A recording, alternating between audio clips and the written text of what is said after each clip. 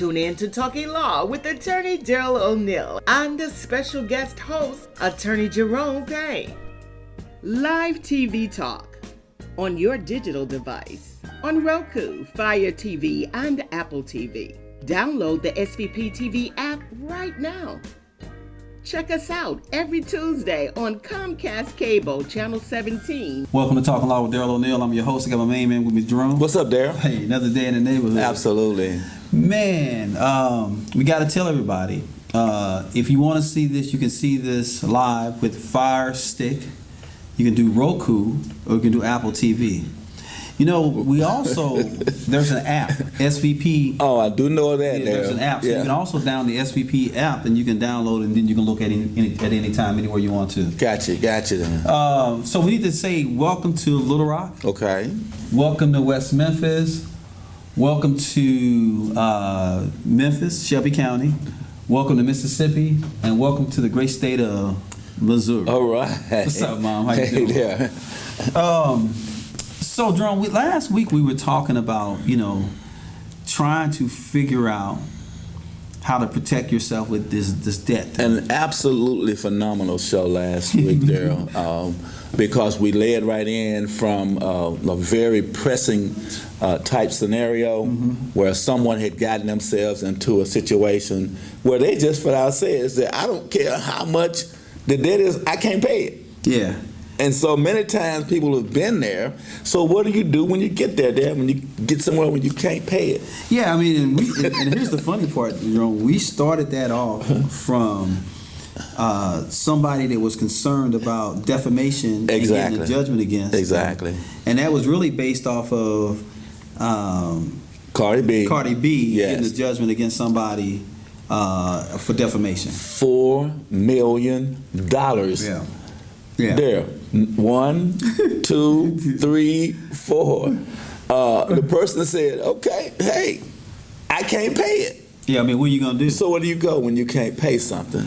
Yeah, I mean, that is always the line in the elephant in the room, as my daughter always says. No question. That if you have a debt and you can't pay, what do you do? But there, one thing about this particular relief valve, so to speak, it's been around a long time. From ancient times, it was there because we live in a country where we believe in second chances, we believe in fresh starts. And so this is an avenue for a person to have a fresh start, because one thing, we love innovation, we love people starting businesses, we love people taking a chance, and we don't want anything to hinder that. So if you should happen to get in a situation where you can't pay, that's not the end of the story. The rest of the story is what we're going to talk about tonight. Yeah, I like that, Jerome, because it's definitely not the end of the story. Not the end. And you have people, man, that do all kinds of bad things because they got in a bad situation. Right. Debt or being overwhelmed in debt is not the final answer. Daryl, I love that sometimes you see that sign says, I got 99 problems, but women ain't one. or men are not that, or whatever it is. And so you might have 99 problems, but being stripped and struck by debt should not have to be one of those. There is an out. Yeah, and so let's talk about a couple of these things. Okay. So one of my father's old sayings was, you can get a judgment against somebody, right? And it could be $1 gazillion. That's the easiest thing to do. Yeah, but if they ain't got a pot to piss in or the window to throw it out, then it don't mean nothing. And Daryl, it's funny that you say that, because when people come to one lawyer, they believe that if I can just get the judgment, then I'm home free. But that's just the beginning. Yeah. Because then you got to have another lawyer to collect on the judgment. And that seems like that's an oxymoron, but in reality it's not, because going to court, getting the judgment is probably the easiest step in this whole process, because then someone has to discover, first of all, are there any assets to collect the judgment? So many times people just go on and say, hey, you know what? I'm not going to be spending good money after bad trying to collect on the debt where there's nothing to collect. That's, and you hit it on the head, because that's really what ends up happening, Jerome.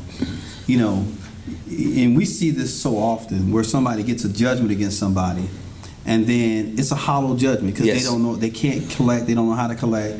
Person doesn't have a job. That's right. Or if they have a job, their person they work for, it's not registered. I mean, there's just some way, or they paying them under the table, or paying. Look, and I'm not advocating that you need to pay somebody under the table. No, absolutely not. But they're paying them other ways where they're not considered W-2s or 1099 individuals. Absolutely. And then there are people say, you know what?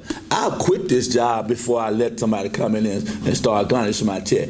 You know what? I'll just start over again. And that's what they, now that's what people do. Yes. I mean, what ends up happening is, and we see that too often, somebody's job hunting or job jumping.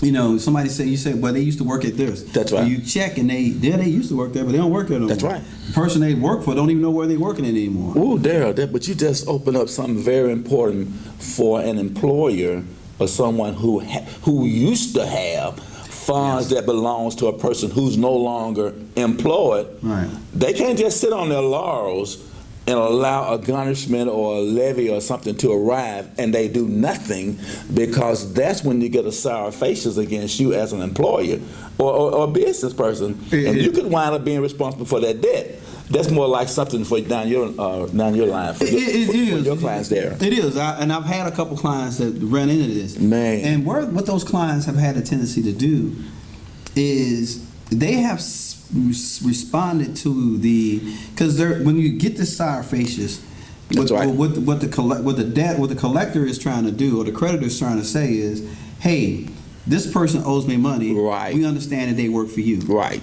Now, And we served you, yeah, and you didn't respond. you have been served. That's right.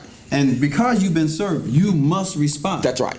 And all you have to do is put a zero in there, and they don't work there, or that person doesn't work, and then send it back to the courthouse. That's all you got to do. The last day this person worked with me for me was this day. Send it back in the court, and you're done. Yeah. But to just put it in your desk drawer and leave it, and then there are sometimes people are very creative. The person who the judgment is against might be the one who's at the desk who receives the garnishment when it comes in. And you think they're going to turn it over to the employer? Yeah. And, I'm glad you said that, because that's what sometimes defendants use against plaintiffs. Yes. And, so if you served my business and it was signed for by the secretary is not considered a registered agent. Absolutely. And not a person that can accept service on your Exactly. behalf. So there's an argument that the secretary cannot bind the corporation. Absolutely. So if they took it and stuck it in their drawer, Right. Because if you send it to my registered agent and my registered agent sticks it in their drawer, and that's a problem. That's one thing. But if you send it to me, because what people don't know, and you can serve a corporation by certified mail. But you got to make sure that whoever's receiving that certified mail is the person who's responsible to receive it. Or the person is in a certain position in the company, like the president, maybe vice president, something. You could probably get away with serving one of them. Yeah, I think the statute, or the way I understand it, says managing officers or managing directors, managing officers. I agree. But then there may in fact, you talked about it last week about someone trying to get service, and they served someone in the corporate chain, but it was not the right person. You can't serve Joe Smuck. That's right. And like, for instance, if you were suing McDonald's, right? And that's a good point there. McDonald's is a franchise. That's right. Every McDonald's is not connected to each other. That's right. I mean, only the over the top is connected. So if you have an accident at McDonald's, you can't sue corporate McDonald's because you had an accident, because they're not responsible. That's right. So now there's a potential that you could sue corporate McDonald's if you can establish, because sometimes McDonald's own the property. And it depends on what the suit is about. What's the suit is about? Because it could be that it's the what they call the golden arch falls on you. Now that's more than likely. That's probably a McDonald's. The corporate, I probably would agree with you. yeah, that's probably theirs. Yeah. But if you slip and fall in the McDonald's, that's the local franchisor, That's the franchisee probably, who's And responsible. Yeah, and here's what I think on regards to if something with like the arches, right? Right.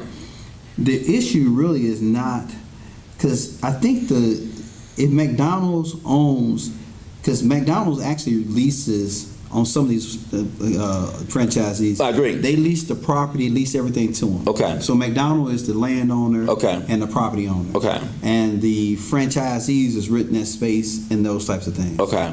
So there's an argument that McDonald's would have responsible for the sign. And you know that's a great argument, and that's an argument that you as a lawyer don't want to be caught up in Right. by suing the wrong party, and that's why you just sue everybody down the line. They used to call it, they used to say that when plaintiffs, they used to hate it. Plaintiffs' lawyer would do a shotgun. That's exactly approach. They called right. it a shotgun approach. They just sued everybody. Everybody. And then people would say, you sued the wrong person. That's right.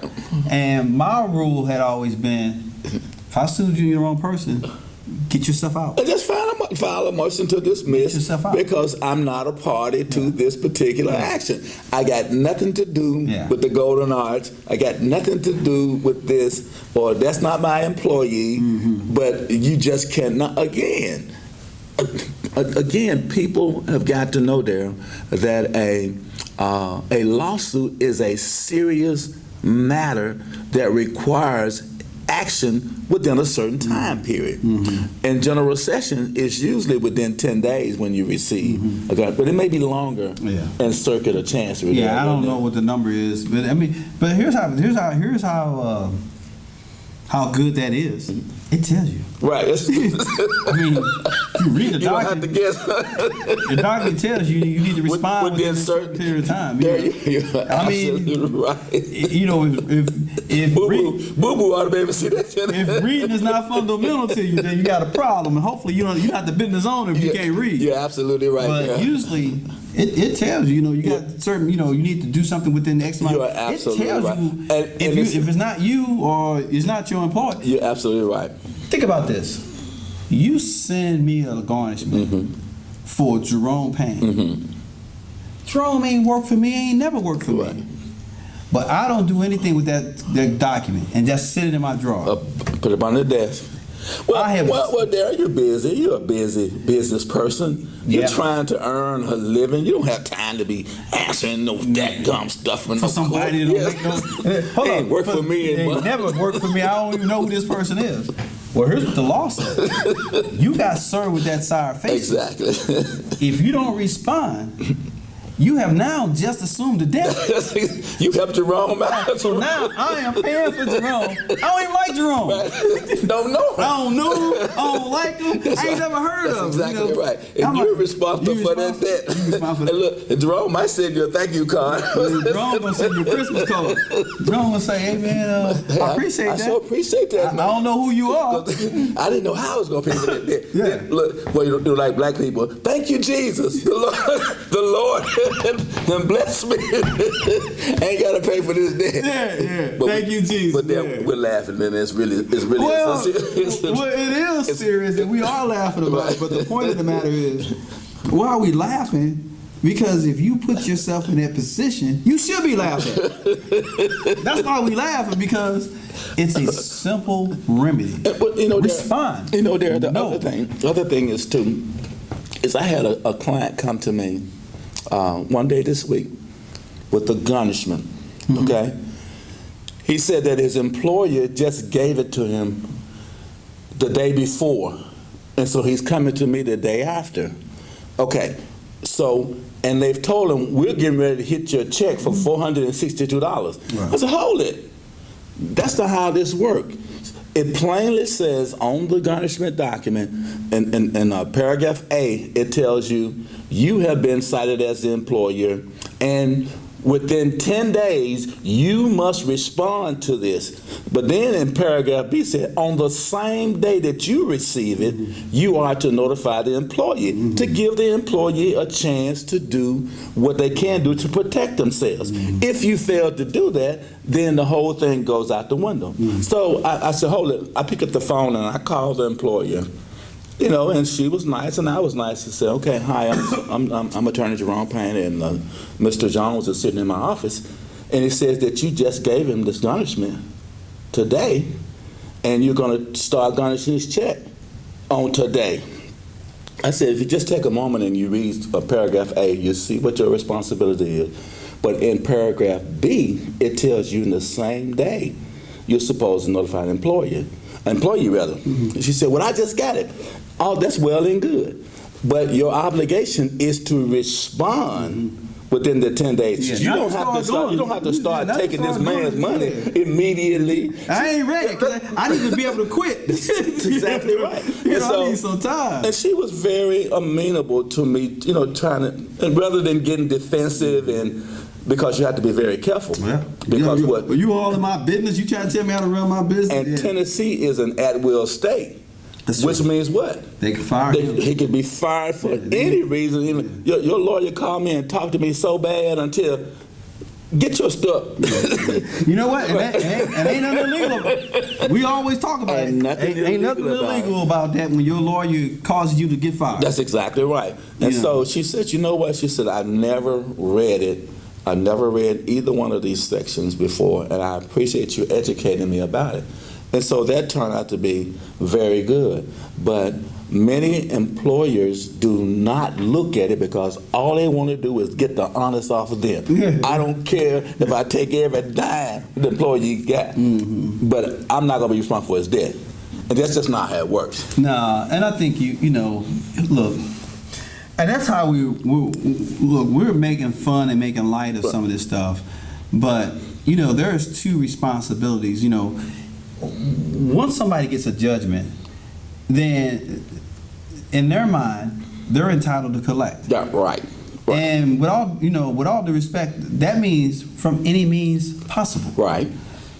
So I mean, they can actually file a lien and place it on your house. No question. I mean, they can file a lien and place it on your car. That's right. You know, no, bring the tow truck with them and get your car at the appropriate time. At the appropriate time. They just can't do it the day they get the judgment. No. To walk out the courtroom and go do that. No. Because there's a follow-up thing. Then you have to get a writ of execution, which then gives you the authority to start trying to collect. Yeah, leaning and levying. That's exactly right. Yeah, I mean, and garnishing, leaning, levying, and garnishing. That's exactly right. Yeah. I mean. And smart, smart collectors know this. That's right. I mean, and then, you got great collectors who, do the judgment and then they follow through and to get your stuff. That's right. I tell people about my guy Joe. We had Joe on the show one time. Man, Joe, my guy, man. Yeah. Joe was on the show. Joe talked trash, man. We had Joe on the show. Joe said, "Hey, man, I'm coming. I'm coming to take the chairs. I'm taking the chairs out your house." Now, another thing too, Darren, is that the law requires that you not disturb the peace. Yeah, you can't disturb the peace when you are doing collections. Mm-hmm. So debtors or people who owe money don't voluntarily release anything. Yeah. When he says, "Give me the keys," I ain't giving you my keys. Yeah. I'm going to do this. So I said, "Well, you just have to do what you got to do, but I'm not giving you my keys." And you can stop. Now you ain't gonna stop it forever, but you can stop it today. That's right. You call 911, and that stops it today because that you can't use the police. Well, when they arrive, they're going to come, Yeah. but they're going to say it's a civil matter. Right, and you can't. And that'll use slow the road for the minute. Stop. They can't assist them by can't, telling yeah. you to give them the key. Well, let me put it like this: they They're shouldn't not supposed to. get involved in it at all. Yeah, they're supposed to stay out of it. But an officer who may or may not, they may not understand and tell someone to give the keys up. But that's not how it's done.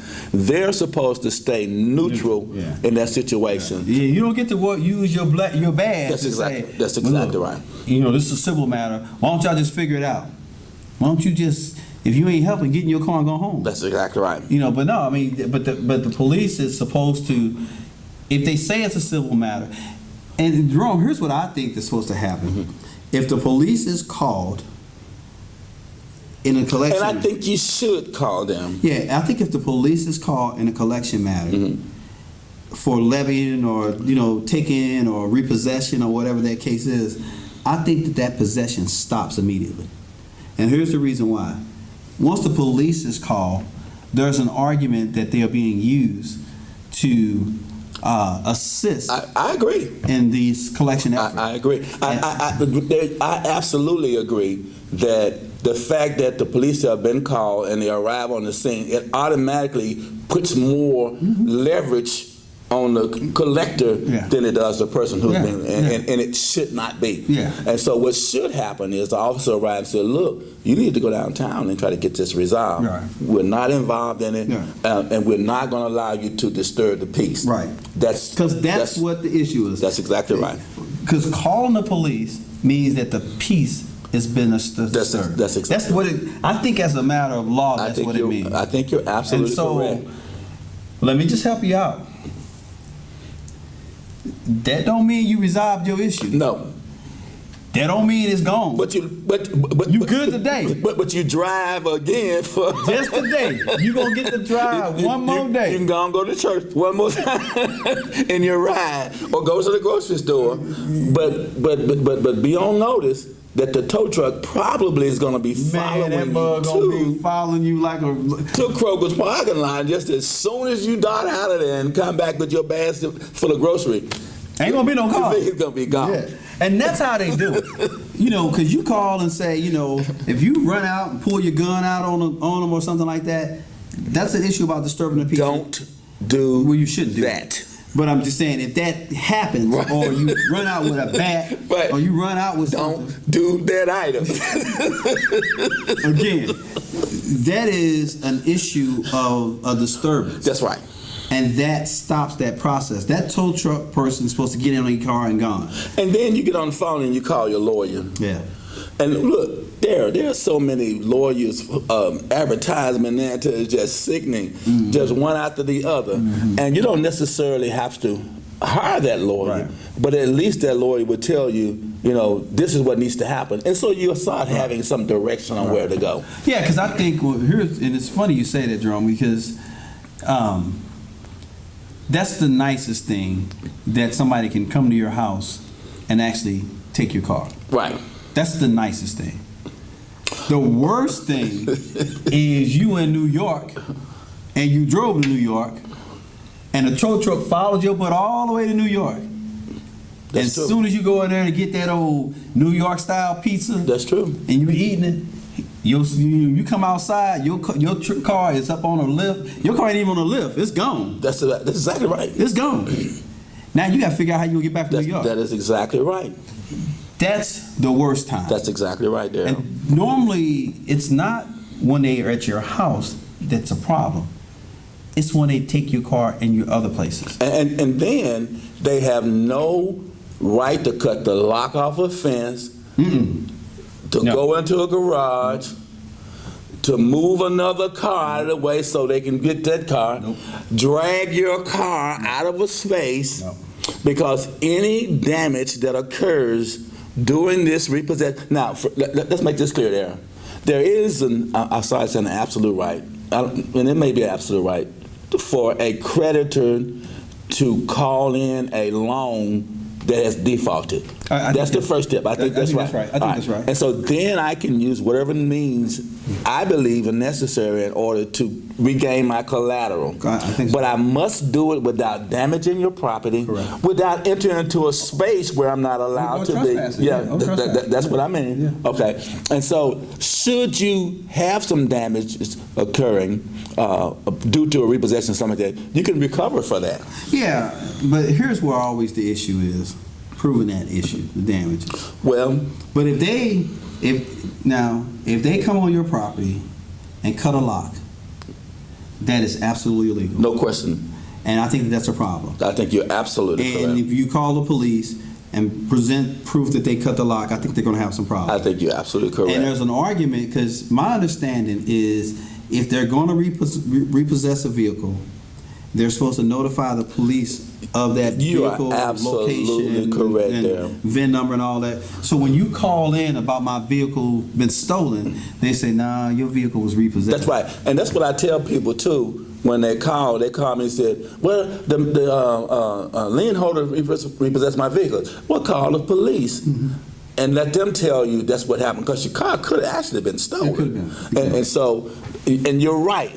Should they not do the right way by notifying the police? That's also a possibility that you could recover for that, or maybe even mitigate the damages somewhat.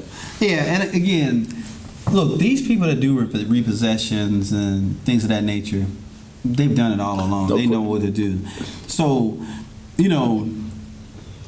if there is a possibility that you can work it out, and you really probably should have done that before they got a judgment on you.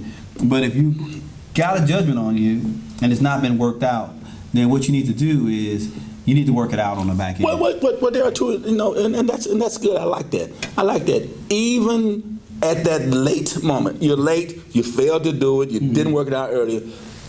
Excuse me. And many times people would have their checkbooks with them and go on and write a check or something, or go ahead and pay the driver, because the tow truck driver does not get paid unless they come back with the vehicle. That's what it is. And so his motivation is to get the vehicle. Right. But even when it's repo, you still got to pay the repo fee. You do. So you might be able to give the driver $200 or $300 in order to not repo your vehicle at that particular time. Not normally. Well, maybe. Because that's all he's Now, going to earn. I'm not really sure that's legitimate. Well, why not? Well, I guess it would be. Why not?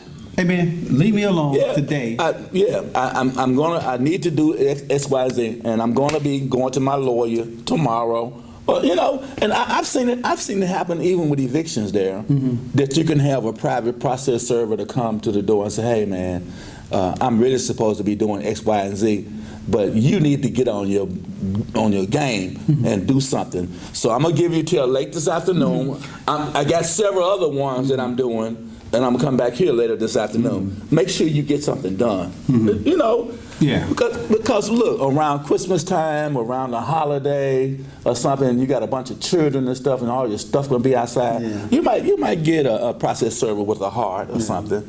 So it's never too late. And okay, even in a business, many times when they come to take your cash drawer, they come to remove. They'll take your cash. You're a doctor and you got an X-ray machine or something, and then they come and load that up. But you got several X-rays scheduled for the day. Write a check for $1,000 or so, and buy yourself 2 or 3 weeks before they come back. Barton does it all the time. Yeah, now Barton, I know. you don't want me to take your stuff? I tell you what. That's right. You need to give me some loot right now, and we'll sit it here. And it comes off the debt. It It does. probably doesn't make much difference if it's a huge amount, but at least you get a chance to continue to earn some money before you lose the piece of equipment or something. Because I mean, if that's my livelihood, you take my X-ray machine, and I'm gonna make Exactly. $400 an X-ray, and I got 10 of them. That's exactly- $4,000. that's exactly Dog, right. All I owe you is 2. I need this. That's exactly right. So tell me what I owe you, and I may write you the check. That's exactly right. And that's Now I know that's how Joe does. I know that. And still, that's the way it should happen. But to be out there shouting, cursing, and I'm gonna do that. I'm gonna kill you, and you're gonna get killed, and all that. That's a no-no. Yeah. Especially in today's time, that could probably be an aggravated assault, depending on how aggressive you are. Yeah. You could wind up with a charge behind that. So the best thing in the world is to go on and try to get out of that situation for that day, and then take some other action to get this matter resolved. It does not go away. No, it's not going without the legal process going through its. You know, the funny thing though, Jerome, and we've talked this in many shows, and we're not going to hit it today right now, but you know, you get your vehicle back immediately you file bankruptcy. Well, not immediately. Relatively soon. Relatively soon. Relatively soon. And any payments that you've made, you get back relatively soon. That's exactly right. Yeah. And that's excellent, because there's a new ruling concerning the 362 automatic stay. Mm-hmm. It came out of Chicago. Mm-hmm. The title of the case is Fulton versus Chicago. Mm-hmm. Well, you know, Chicago was pulling cars just for tickets and stuff. The only way you could get your car back, you had to pay all your tickets off and then get the vehicle Parking back. Wars, that's the show Parking Wars. All of that. And so what happened was the Supreme Court came in and U.S.? ruled. Yes, the Supreme Court. Oh, wow. They came and ruled somewhat in Chicago's favor, that to just keep a vehicle that's been repossessed was not a violation of the automatic stay. But it's if you do anything else, that's what becomes a violation. In other words, you try and collect money After you got the because there's two different areas for. Well, that hurts them then, because you pull the vehicle, but you can't get no money off it. Just holding it, and so that was their thing. They were trying to. We used to be able, like you said, if you file bankruptcy immediately, go down and pick your vehicle up. But what that did was they gave them some reprieve, so they can hold it now and not be a violation. Yeah, but they can't demand money, and they can't increase your penalty. That's because they're holding the vehicle. That is exactly right. Well, that hurts them. Well, now it does. Because now you got a vehicle that you can't get any advantage of. It does. So they're not going to pull those vehicles. That was a win for the creditors. It certainly was. For the debtors, rather. And Judge Sotomayor gave us our out. It's in another section. It's in 545, where you file a complaint to compel turnover. But that's a long, drawn-out process. You got to go through that. Yeah, you see.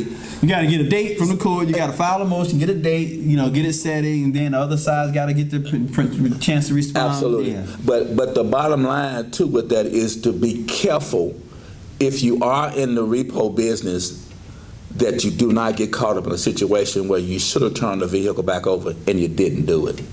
Yeah, those are normally not the repo companies, because it's the people they work for. Exactly. The repo companies, they don't put the vehicle wherever they told them to put it at. But they have some liability too. Yeah. Remember? Yeah. There's something in the law saying that if you rely on attorneys' advice, many times that's enough to cover you. Right. But if it's so outrageous, your behavior is so outrageous, you remove that covering. Yeah, and hopefully ain't no attorney giving you no outrageous advice. Well, sometimes, somebody might say something off the hand. That's why you and I have to be careful. Yeah, you better not go up there and start standing on nobody's table and acting like you lost your mind. That's exactly right. I mean, and I'm never going to tell you anything like that. I'm not going to ever. Yeah, I mean, you have rights, but you still got to be a human. That's right. You got to activate your rights in a human manner. And there, it is a felony to hide a piece of collateral. You can't just hide Well, man, I'm hiding the car. Yeah. Don't tell nobody. And if you do, don't tell nobody because it's illegal. Now you got somebody else aiding the abetting, you know. Anyway, man, you know. They don't never get it because I got it hid in my garage. No, my boy Pookie's at Pookie House. Right. Yeah. So, all that old street stuff. Yeah, We're trying to get you away from Man, that stay and to away. get into the legal process. Yeah. But, you know, they acquitted my man for shooting in Breonna Taylor's house. Yeah, I heard that. All 3 charges. Yeah, That's ridiculous, ain't it? Well, there's more to it than that. We'll have to talk about that later on. Hey, y'all, thank you for watching the show. Because Jerome got all wishy-washy on me. Thank you for watching the show. We'll see you back next week. My name is Dr. Michael Vincent. I'm here to discuss the true epidemic in the black church, which is diabetes and obesity. Watch Rebalance Your Body Naturally with Dr. Michael Vincent weekdays on the SVP TV channel.